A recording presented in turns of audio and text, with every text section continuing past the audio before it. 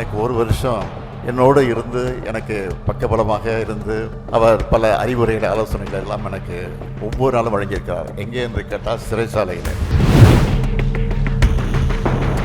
இன்றைக்கும் என்னுடைய கையில் விசா தழும்பு இருக்கிறது. ஒரு தேர்தல் தோல்விக்கு இன்றைக்கு பல கட்சிகள் காணாமல் போயிருக்கிறது. ஆட்சியில் இருந்தாலும் இல்லாவிட்டாலும் மக்களுக்காக பாடுபடக்கூடிய கட்சி திராவிட முன்னேற்ற கழகம். முதலமைச்சராக இருக்கக்கூடியவரை பார்த்து நான் கேட்பதெல்லாம், தயவு செய்து இன்றைக்கு உங்களை பற்றி, உங்கள் ஆட்சியை பற்றி வரக்கூடிய செய்திகளை படியுங்கள், படித்து அதை உண்மையை கண்டுபிடியுங்கள். மின்துறையில் ஒரு ஊழியராக பணியாற்றி அதற்கு பிறகு அந்த மின்சாரத்துறையினுடைய அமைச்சராக பொறுப்பேற்கக்கூடிய அளவிற்கு உயர்ந்து அவர் இந்த இயக்கத்திற்கு பெருமை சேர்த்திருக்கிறார்கள். புலிக்கு பிறந்தது பூனையாகுமா என்ற அந்த பழமொழிக்கு ஏற்ப அண்ணன் அருக்காட்டாருடைய அருமை மகன் நம்முடைய டாக்டர் கலாநிதி அவர்கள் இன்றைக்கு அவர் கழகத்துடைய வளர்ச்சிக்கு தலைமை கழகம் என்ன பண்ணியிட்டாலும், கழகம் எந்த உத்தரவு வழங்கினாலும் அதை சிறமேற்கொண்டு பணியாற்றக்கூடிய ஒரு ஆற்றல் மிக்க ஒரு செயல் வீரனாக நம்முடைய கலாநிதி வீராசாமி அவர்கள் விளங்கி கொண்டிருக்கிறார்கள். தொலைக்காட்சியில் விவாதத்தில் பங்கேற்பதாக இருந்தாலும் சரி, நம்முடைய கனிமொழி சொன்னது போல, டிஆர் பாலு சொன்னது போல, நாடாளுமன்றத்தில் ஏற்படக்கூடிய அந்த கூட்டத்தில் விவாதங்களை பங்கேற்கக்கூடிய அந்த சூழ்நிலையாக இருந்தாலும் மிக சிறப்பாக அந்த பணியை நிறைவேற்றுகிற ஒரு மக்கள் சேவகனாக அவர் விளங்கி கொண்டிருக்கிறார். இங்கே தம்பி உதயநிதி பேசுகிற போது சொன்னார், எனக்கு துணையாக தலைவர் கலைஞருக்கு எப்படி துணையாக இருந்தாரோ இன்றைக்கு நமக்கெல்லாம் துணையாக நான் அருக்காட்டாளர்கள் இருந்து கொண்டிருக்கிறார்கள். இன்னும் சொல்ல வேண்டும் என்று சொன்னால், எனக்கு ஒரு வருஷம் என்னோடு இருந்து எனக்கு பக்கபலமாக இருந்து அவர் பல அறிவுரைகளை ஆலோசனைகள் எல்லாம் எனக்கு ஒவ்வொரு நாளும் வழங்கியிருக்கிறார். எங்கே என்று கேட்டால் சிறைச்சாலையில்.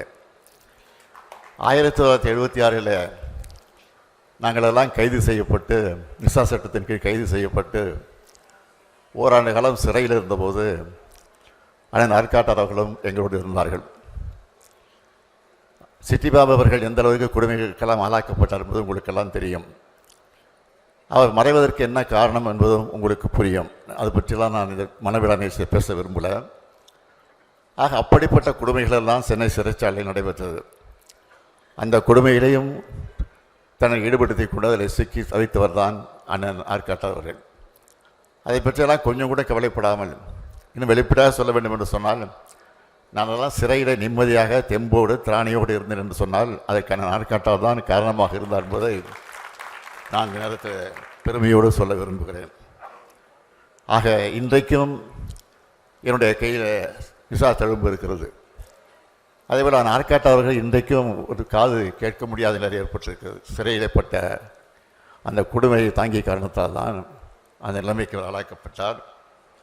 எனவே தான் தலைவர் கலைஞர் அவர்கள் அண்ணன் ஆர்காட்டாளர்கள் அடிக்கடி சொல்லுகிறது, வைரம் வாய்ந்த ஒரு தொண்டன் அண்ணன் ஆர்காட்டார் என்று பல நேரங்களில் சொல்லியிருக்கிறார்.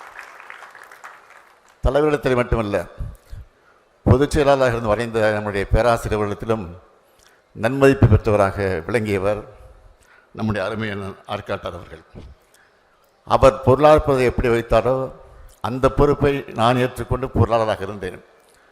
அந்த பொருளாளர் பதவியிலிருந்து இன்றைக்கு உங்களால் ஏற்றுக்கொண்டிருக்கக்கூடிய ஒரு தலைமை தொண்டனாக, இந்த இயக்கத்துடைய தலைமை தொண்டன் சொன்னால் திராவிட முன்னேற்ற கழக தலைவராக இன்றைக்கு நான் பொறுப்பை ஏற்றிருக்கிறேன் என்று சொன்னால் அதெல்லாம் அவருடைய வழிகாட்டி தான் என்பதை நேரத்தில் நான் பெருமையோடு சொல்ல விரும்புகிறேன். ஒரு மாநில கட்சி எப்படி இருக்க வேண்டும் என்பதற்கு எடுத்துக்காட்டாக நம்முடைய திராவிட முன்னேற்ற கழகம் வழங்கி கொண்டிருக்கிறது. ஒரு தேர்தல் தோல்விக்கே இன்றைக்கு பல கட்சிகள் காணாமல் போயிருக்கிறது. ஆனால் 75 ஆண்டு காலம் கொண்ட கொள்கைக்காக, லட்சியத்துக்காக பாடுபட்டு கொண்டிருக்கக்கூடிய கட்சி, ஆட்சியில் இருந்தாலும் இல்லாவிட்டாலும் மக்களுக்காக பாடுபடக்கூடிய கட்சி திராவிட முன்னேற்ற கழகம். அந்த திராவிட முன்னேற்ற கழகத்தில் தான் இன்றைக்கு இணைத்து கொண்டு இன்றைக்கு எத்தனையோ பேர் என்று கண்டு கொண்டிருக்கிறார்கள். நம்முடைய ஆட்சியை பற்றி, இன்றைக்கு இருக்கிற ஆட்சியை பற்றி சொல்ல வேண்டும் என்று சொன்னால் ஒன்றை மட்டும் நான் சொல்ல விரும்புகிறேன். சோஷியல் மீடியா இன்றைக்கு எந்த அளவுக்கு பரவி கொண்டிருக்கிறது உங்களுக்கெல்லாம் தெரியும். அந்த சோஷியல் மீடியா ஒரு வகையில்தான் நாளடைவில் அதையெல்லாம் மறைந்து போகத்தான் போகிறது. இன்றைக்கு சோஷியல் மீடியாக்களை பார்க்கிற போது ஒரு காலத்தில் நாம் தொடக்கத்தை பார்த்தோம். கோட்டு போட்டுட்டு வந்தார், டிஃபன் எடுத்து கையில் எடுத்து வந்தார், வாட்ச் கட்டிட்டு வந்தார், செஸ்ஸு விளையாடினார். இன்றைக்கி கோட்டு போடல, பட்டு சட்டை வேஷ்டி விட்டு வந்தார். இதெல்லாம் இன்றைக்கு செய்திகளாக வந்து கொண்டிருக்கிறது. அவைகளெல்லாம் மறைந்து நாட்டில் நடைபெறக்கூடிய அக்கிரமங்களெல்லாம் இன்றைக்கு செய்திகளாக வந்து கொண்டிருக்கிறது. நான் வேண்டுகோள் வைப்பதெல்லாம், இன்றைக்கு தமிழ்நாட்டில் முதலமைச்சராக இருக்கக்கூடிய அவரை பார்த்து நான் கேட்பதெல்லாம், தயவுசெய்து இன்றைக்கு உங்களை பற்றி, உங்கள் ஆட்சியை பற்றி வரக்கூடிய செய்திகளை படியுங்கள்.